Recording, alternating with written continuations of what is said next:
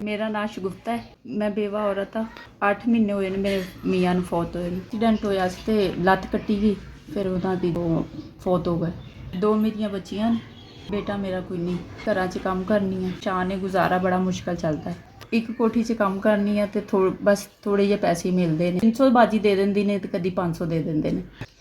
ਇੱਕ ਕੋਠੀ ਦਾ ਕੰਮ ਕਰਨੀ ਹੈ ਤੇ ਮੇਰੇ ਲੱਤਾਂ ਦਾ ਮੇਰਾ ਵੀ ਮਸਲਾ ਹੈ, ਮੈਂ ਜ਼ਿਆਦਾ ਕੰਮ ਨਹੀਂ ਕਰ ਸਕਦੀ। ਬੇਟੀ ਜਿਹੜੀ ਹੈ ਨਾ, ਛੋਟੀ ਬੇਟੀ ਨੂੰ ਵੇਖਦੀ ਹੈ, ਜਦੋਂ ਜਾਂਦੀ ਹਾਂ ਨਾ ਉਦੋਂ ਛੱਡ ਕੇ ਚਲੀ ਜਾਂਦੀ ਹਾਂ। ਮੇਰੇ ਬੱਚੇ ਅੱਜ ਤੱਕ ਸਕੂਲ ਵੀ ਨਹੀਂ ਗਏ ਹੈ। ਖੁਦਾ ਦੀ ਰਜ਼ਾ ਤੇ ਰਾਜ਼ੀ ਹਾਂ। ਘਰ ਦੇ ਹਾਲਾਤ ਬੜੇ ਖ਼ਰਾਬ ਨੇ, ਕਮਰਾ ਕਿਰਾਏ ਤੇ ਲਿਆ, ਕਿਰਾਇਆ ਵੀ ਨਹੀਂ ਦਿੱਤਾ ਜਾਂਦਾ। ਹਾਲਾਤ ਤੋਂ ਬੜੀ ਤੰਗ ਆ, ਵੀ ਬੜੀ ਖ਼ਰਾਬ ਰਹਿਣ ਲੱਗ ਪਈ ਹੈ। 2 ਬੱਚੀਆਂ ਨੇ ਤੇ ਕਮਾਉਣ ਵਾਲਾ ਕੋਈ ਵੀ ਨਹੀਂ, ਜ਼ਿਆਦਾ ਤੰਗ ਆ, ਬੜੀ ਮਜਬੂਰ ਆ।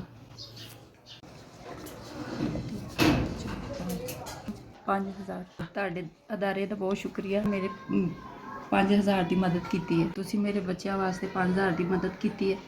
ਤੁਹਾਡੀ ਬਹੁਤ ਸ਼ੁਕਰਗੁਜ਼ਾਰ ਹਾਂ। ਤੁਹਾਡੇ ਅਦਾਰੇ ਦਾ ਬਹੁਤ ਸ਼ੁਕਰੀਆ। ਗਰੀਬਾਂ ਲੋਕਾਂ ਦੇ ਹੱਥ ਰੱਖਦੇ ਹੋ ਤੁਸੀਂ। 5000 ਦੀ ਮਦਦ ਕੀਤੀ ਹੈ, ਤੁਹਾਡੀ ਬਹੁਤ ਸ਼ੁਕਰਗੁਜ਼ਾਰ ਹਾਂ।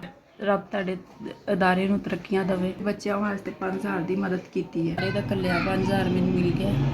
ਰੱਬ ਤੁਹਾਡੇ ਅਦਾਰੇ ਨੂੰ ਬਰਕਤ ਦੇਵੇ। ਅੱਲਾ ਤੁਹਾਡੇ ਜੀ ਅਦਾਰੇ ਤੇ ਰਾਜ਼ੀ ਰਵੇ, ਮਦਦ ਕਰਦੇ ਰਹੋ। ਸਾਡੇ ਵਰਗੇ ਗਰੀਬਾਂ ਦੀ ਦੁਆਵਾਂ ਲੈਂਦੇ ਰਹੋ। ਬੱਚੇ 3 ਨੇ, ਮਸਕੀਨ ਨੇ, ਤੁਹਾਡਾ ਇਕੱਲਿਆਂ ਮੈਨੂੰ 5000 ਮਿਲ ਗਿਆ। ਅਦਾਰੇ ਨੂੰ ਰੱਬ ਖੁਸ਼ ਰੱਖੇ। ਅੱਲਾ ਤਾਲਾ ਤੁਹਾਡੇ ਅਦਾਰੇ ਨੂੰ ਸਲਾਮਤ ਰੱਖੇ।